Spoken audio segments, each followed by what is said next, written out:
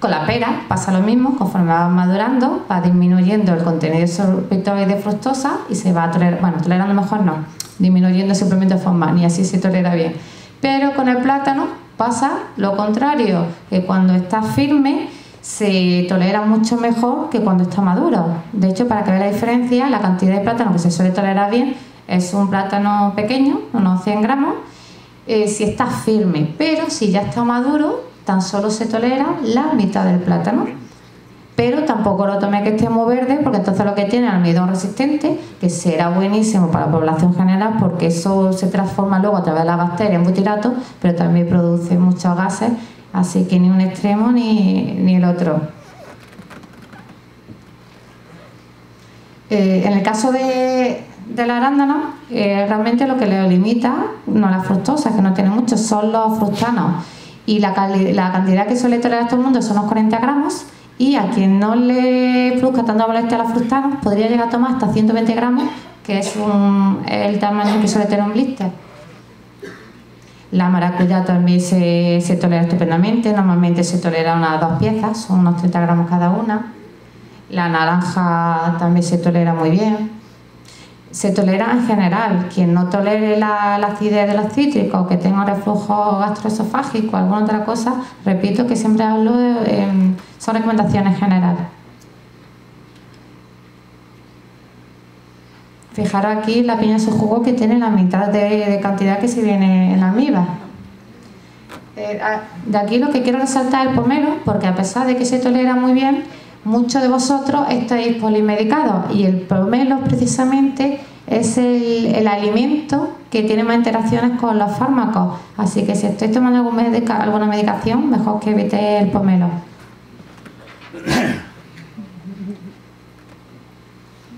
La ciruela, fijaros, tiene mucha más glucosa que fructosa, pero aún así, como tiene tanto sorbitol, recordad que lo que tiene más sorbitol era primero la pera y luego la ciruela. Los frutos secos, excepto los anacardos y los pistachos, que no me atrevo ni a decir cantidades mínimas, lo demás se suele tolerar muy bien. En general, unas 10 unidades de frutos secos, como la avellana, se toleran muy bien. De hecho, el fruto seco que mejor se tolera, se puede tomar hasta 20 unidades, incluso más, son las nueces de macadamia. Exactamente. Luego, es importante saber qué intolerancia específica tenéis, porque, por ejemplo, la almendra lo que tiene son galactanos. Pues si tenéis esa intolerancia específica, mejor elegir otro tipo de frutos secos. O en el caso de la nuez, la de Brasil tiene más galactanos y la de pecan tiene más fructanos. Pues si tenéis más intolerancia, por ejemplo, no toleráis la legumbre, te hacéis una idea de que tenéis más problemas con los galactanos, pues entonces elegís mejor la nuez de pecan, que es la de Brasil, y ya vais jugando un poquito, o la vais probando y ya vosotros observéis cómo lo toleráis. No he puesto aquí los cacahuetes, pero también se suelen tolerar muy bien. Unos 33 cacahuetes, que son unos 30 gramos, se suelen tolerar muy bien. Os voy a dar otra recetilla que sé que os gusta mucho. Os podéis hacer vuestra propia nocilla, cogéis la avellana o la nuez de macadamia, la trituráis, la echáis un poquito de aceite de oliva y le echáis sirope de arroz, que se tolera muy bien, y ya le echáis cacao. El coco lo que tiene es sorbitol, y aún así 70 gramos es lo que se suele tolerar muy bien, pero a partir de 70 gramos ya puede dar problemas que no tolere el sorbitol. Es muy importante que leáis los ingredientes para que podáis identificar si tiene alguna de si tiene alguno de estos ingredientes. Si os preguntabais si podéis tomar sirope de agave, ya estáis viendo que la respuesta es que no. Pero a mí me gusta hablar más en lugar de centrarme en lo que no podéis tomar, en lo que sí que podéis tomar. Entonces podéis sustituir el sirope de agave por sirope de arce, que está más rico, o por el sirope de arroz, o incluso la melaza sirope de quinoa. Por ejemplo, podéis hacer unas tortitas, hacéis revuelto un par de huevos, cogéis medio plátano, lo trituráis con un tenedor, todo eso lo mezcláis y hacéis como una tortilla, unas tortitas, y luego vuestro sirope de arce O una compota de fresa, para hacer la compota de fresa, ponéis las frambuesas en una cacerola pequeña, las frambuesas, las fresas. Y le echáis una cucharada de agua, lo mínimo para que no se queme, lo tapáis, lo ponéis a fuego lento y esa fruta se desmenuza y luego le añadís el sirope de arroz y así tenéis vuestra mermelada o compota casera que se tolera muy bien y se la echáis a vuestras tartitas.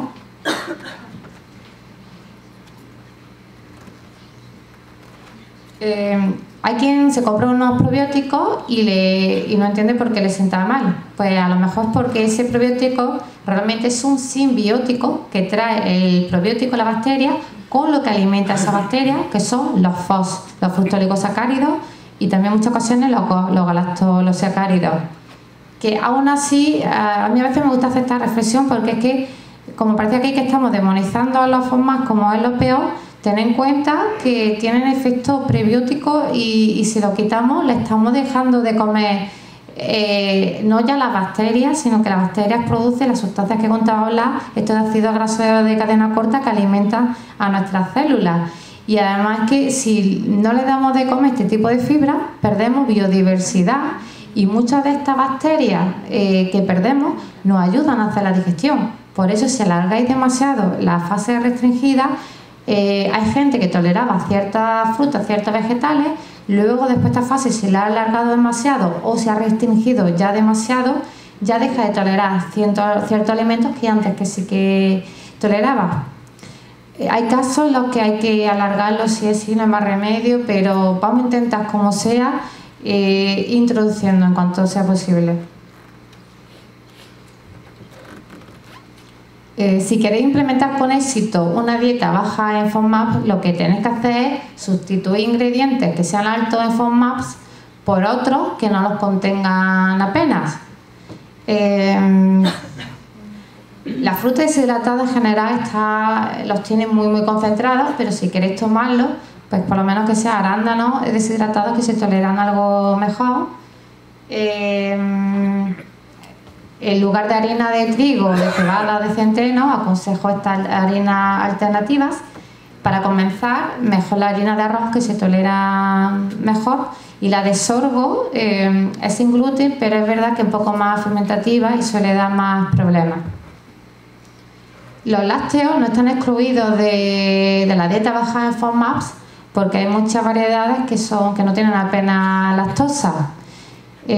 Aquí crece una advertencia porque mucha gente lo sustituye por unas bebidas vegetales como de almendra, arroz o avena y tenéis que tener en cuenta que no tienen apenas valor nutricional, entre otras cosas no tienen apenas proteínas y tenéis que tener en cuenta que estén fortificadas con por lo menos 125 miligramos de calcio por cada 100 mililitros de bebida.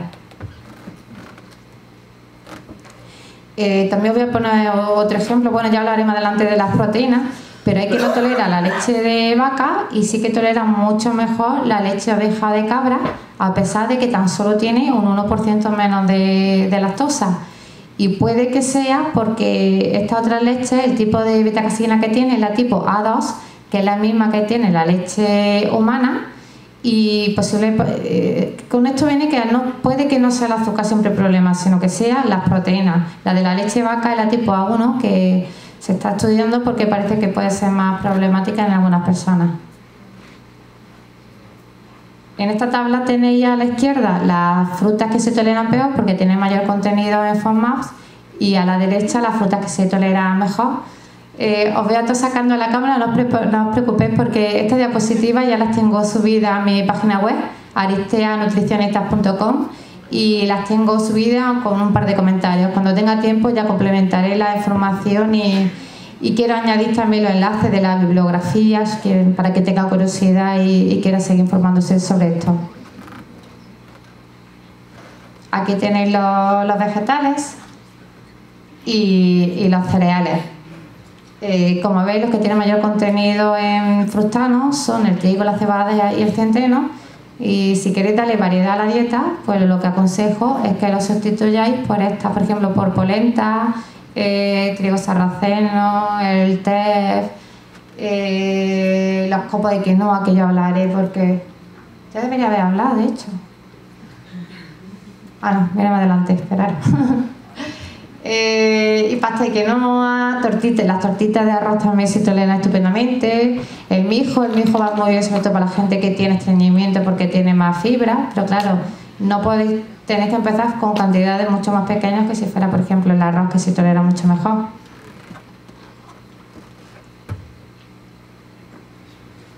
Aconsejo que utilicéis para... por ejemplo, aconsejo que utilicéis la cúrcuma, porque sabéis que tiene muchas propiedades beneficiosas, pero si la vais a tomar, tomadla combinada con pimienta negra, porque la piperina de la pimienta negra aumenta bastante la absorción de la curcumina de la cúrcuma.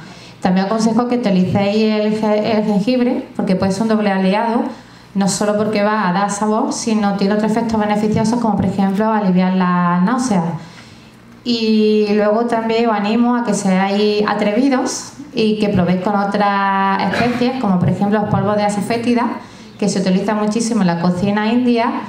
Además, como tiene unos compuestos sulfurados, proporciona un aroma que recuerda mucho el ajo y la cebolla. Eso sí, os tengo que hacer la advertencia de que no la compréis en fresco. Bueno, es que no la voy a comprar porque el olor que tiene os echa para atrás. Como se ve comprar es en polvo, porque así ya viene mezclada con harina, normalmente de arroz.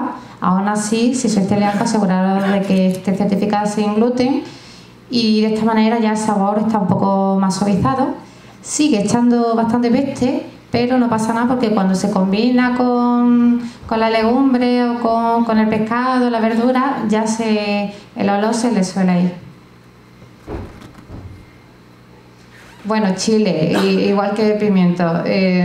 Quien no tolere el picante, pues tenéis que tener en cuenta el contenido en casecina de estos productos. Aquí está la diapositiva, que me la había saltado. Vale. He puesto esta gráfica para que veáis que la cantidad total de fibra y el contenido en FODMAPs suele coexistir. Si fijáis, lo que está en rojo es el alimento que tiene, es que no lo veis, ¿verdad? Bueno, ahora lo leo. La línea roja indica que tiene un alto contenido en FODMAPs, la amarilla que tiene un contenido moderado y la línea azul que tiene bajo contenido en FODMAPs. Y en el eje horizontal tenéis el contenido total de fibra. Como veis, se correlaciona bastante. Entonces, si queremos aumentar el contenido de fibra en la dieta, ¿qué debemos hacer? Pues elegir los alimentos que por supuesto estén en azul, pero que tengan más contenido de fibra total. El mejor, los copos de quinoa, que tienen un 8% de fibra, y veis que está, no lo veis, pero yo lo digo, veis que está en azul, y me alejaría, pero es que si no, no me vais a escuchar. Échame aquí un puntero. ¿Tiene puntero? ¿Sí? Pero no tiene...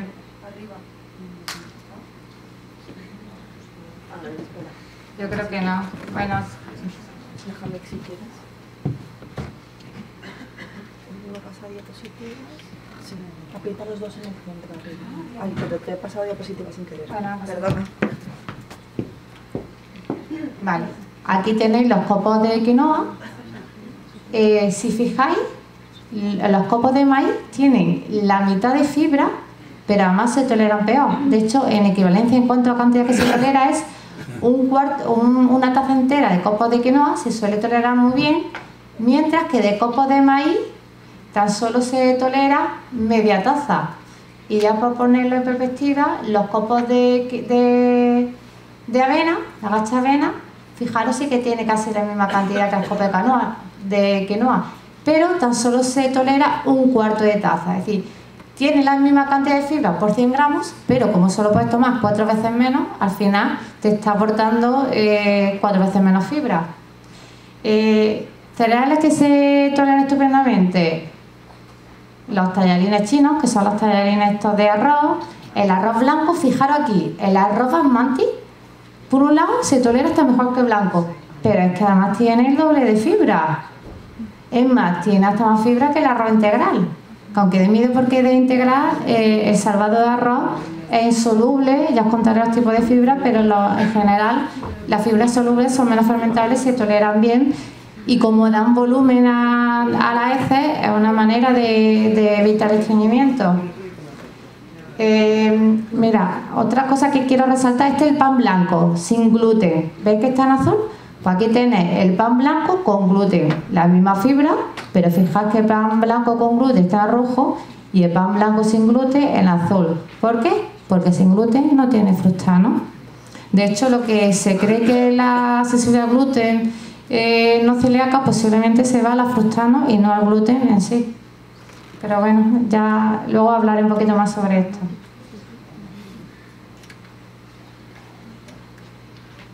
Bueno, nada, esto solo recordar que hay distintos tipos de fibra y va a tener distintos efectos en el cuerpo y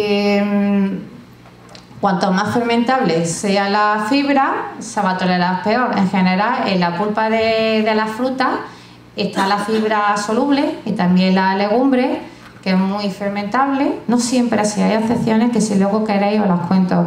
Y en la piel de los vegetales suele haber la fibra insoluble, que como se fermenta menos, da menos problemas. Por eso aconsejo, lo tengo aquí, que si tomáis patata, zanahoria o berenjena, le dejéis la piel. Al principio dejadle poquito, porque eso, si lleváis tiempo sin tomar fibra, tenéis que ir poquito a poco para que el cuerpo se vaya adaptando. Aquí he puesto de ejemplo una ensalada que voy a hacerlo con espinaca, con canónigo, una naranja y una arándano deshidratados, pero podéis contarlo con las manos.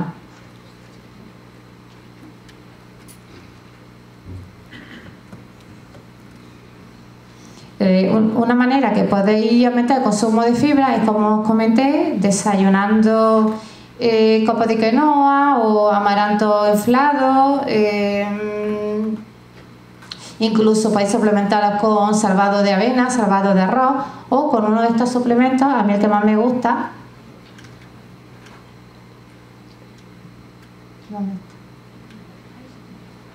Vale, es la cáscara de psyllium, que también se llama de hispagula.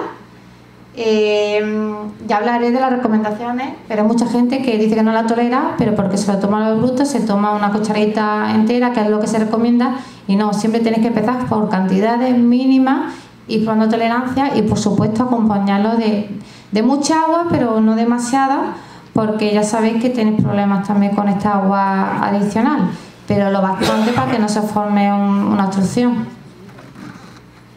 La esterculia es la goma caraya. Hay también que recomiende la metilcelulosa, está dentro de las recomendaciones para evitar el estreñimiento en pacientes que tienen síndrome de intestino irritable.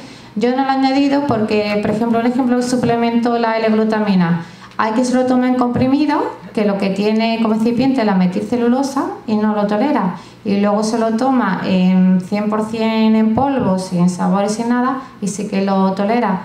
Entonces esto me ha dado a pensar de que la metilcelulosa no todo el mundo es capaz de tolerarla, a pesar que está recomendado como un suplemento de fibra. Estos son laxantes, se llaman formadores de masa y no son instantáneos. Esto tenéis que tener paciencia porque suele tardar de 2 a 3 días en tener efecto y necesitáis beberlos con bastante agua para que tenga efecto y no tenga tantas contraindicaciones.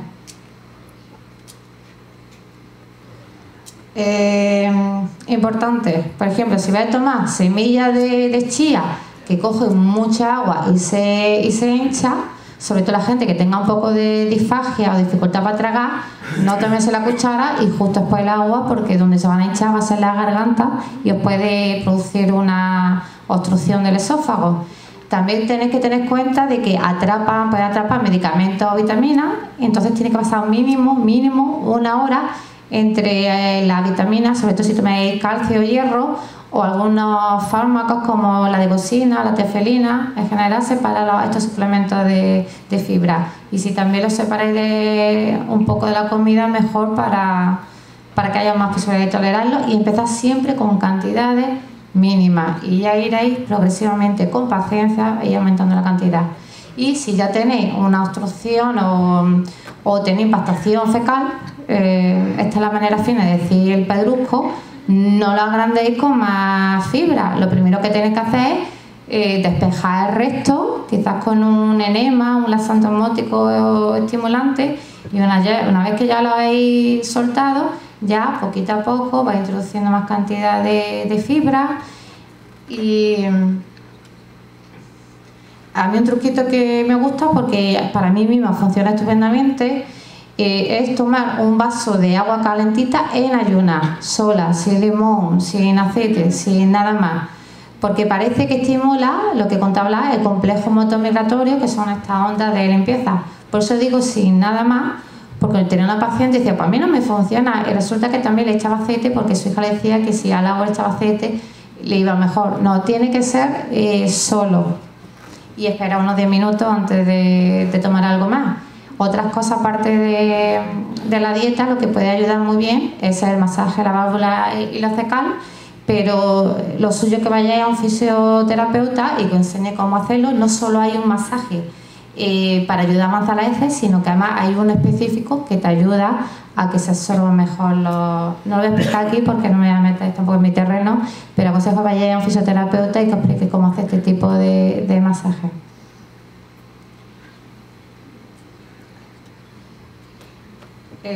Hay muchos factores que van a afectar el contenido total en forma del alimento. Ya he hablado antes del grado de maduración, pero hay otros como la variedad de la planta.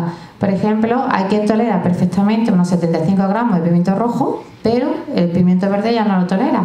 ¿Por qué? Porque tiene sorbitol el pimiento verde. Otro ejemplo es, por ejemplo, el melón de cantalupo se tolera bastante mejor que los otros melones. La estación del año, el clima, el tiempo, la temperatura de almacenamiento. Os voy a poner un ejemplo. Las patatas agrias o las patatas viejas, que son estas feas, de piel oscura, arrugadas, se recolectan ahora, en otoño. Pues estas se toleran bastante mejor que las patatas nuevas, que son las que tienen la piel fina. Como ejemplo, aparte de la planta, ya os conté que podéis tomar las partes verdes del cebollín porque está en el bulbo. Otro ejemplo es se tolera mejor la cabeza del brócoli, los floretes, que el tallo.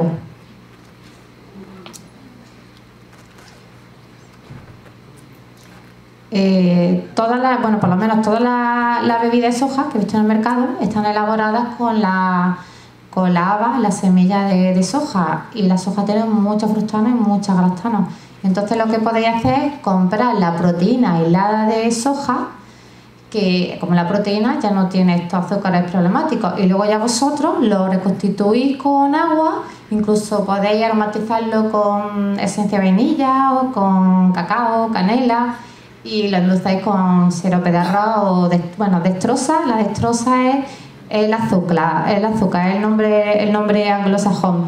Lo que pasa es que si buscáis la glucosa pura no la vais a encontrar, normalmente se encuentra con el nombre de dextrosa, pero que es lo mismo.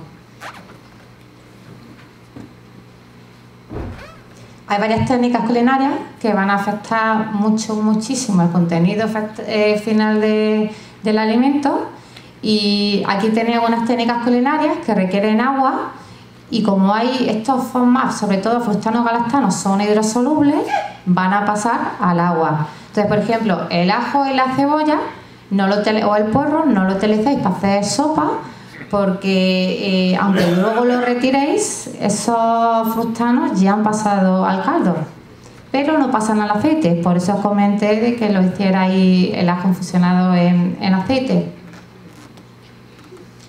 Entre estas técnicas tenemos el hervido, el latado, el prensado y la eliminación del suero, el encurtido, la activación, la germinación. En general, lo que recomiendo es que en vez de comprar la legumbre ya seca, comprarla enlatada, que como ya han estado en el agua mucho tiempo, ya han perdido gran parte de los galactanos. Eso sí, luego lavarla muy bien y veréis cómo así la toleráis bastante mejor. Es fundamental que luego, si cocéis la legumbre, que retiréis muy bien el agua, porque claro, estos galactanos pasan al agua, pero si luego parte del agua la estáis ingiriendo, ahí está volviendo los galactanos.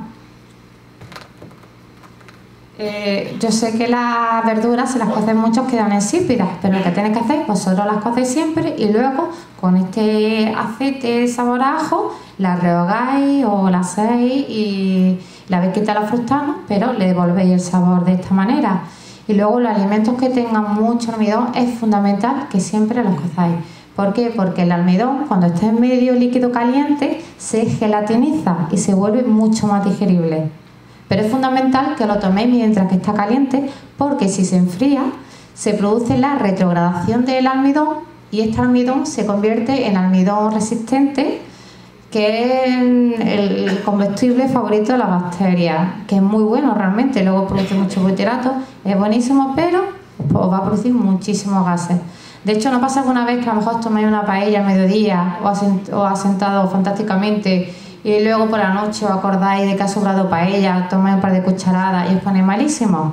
Pues posiblemente es por esta razón, porque ya ese almidón es resistente y se va a fermentar muchísimo. ¿Que se ha enfriado porque habéis hecho, por ejemplo, varias patatas y no las podéis tomar al momento? Pues por lo menos recalentarlas. Lo que pasa es que tan solo parte de ese almidón se va a volver digerible y ya va a quedar algo de almidón resistente que os va a hacer la puñeta. Aunque si toleráis esa pequeña cantidad, mantenerlo, porque es que si no vais a perder la diversidad de la microbiota, que es muy muy necesaria. Pero claro, ya tenéis que encontrar este balance entre la sintomatología que toleráis y los efectos negativos que tiene quitar totalmente esta fibra.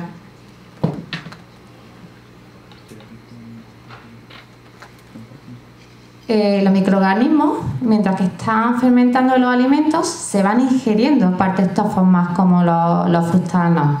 Entonces, por ejemplo, ¿por qué se tolera también pan de espelta elaborado con masa madre durante largas horas de fermentación? Porque estos bichitos, como por ejemplo los lactobacilos, se van comiendo los fructanos y al final, cuando más tiempo haya durado la fermentación, menos contenido de estos fructanos y mejor se tolera. Recordad que la espelta tiene gluten, si sois celíacos no vais a poder tomarlo, aunque se tolere bien porque tenga menos fructanos. Hay excepciones en las que el alimento, después de fermentarse, va a tener mayor contenido en FODMAPs, como por ejemplo la col, que lo que tiene, cuando la col cruda, inherentemente, lo que tiene son es sorbitol, y después de fermentarse, como subproductos, las bacterias producen manitol, por lo que el sucrut, que es la col fermentada, va a sentar hasta peor que la col cruda. De todos estos procesos culinarios, el que va a conseguir reducir una mayor reducción de FODMAPs va a ser el encurtido. De hecho, reduce tanto el contenido de FODMAPs que se va a poder tolerar hasta una pequeña cantidad de ajo y cebolla. Pero esto no vale para todo, porque la alcachofa encurtida ni siquiera así se va a poder tolerar.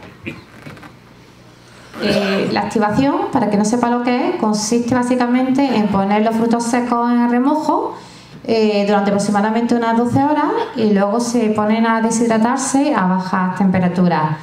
Pues bien, esto consigue reducir levemente el contenido de FODMAPs, pero no lo suficiente como para poder llegar a tolerarse los pistachos y los anacardos.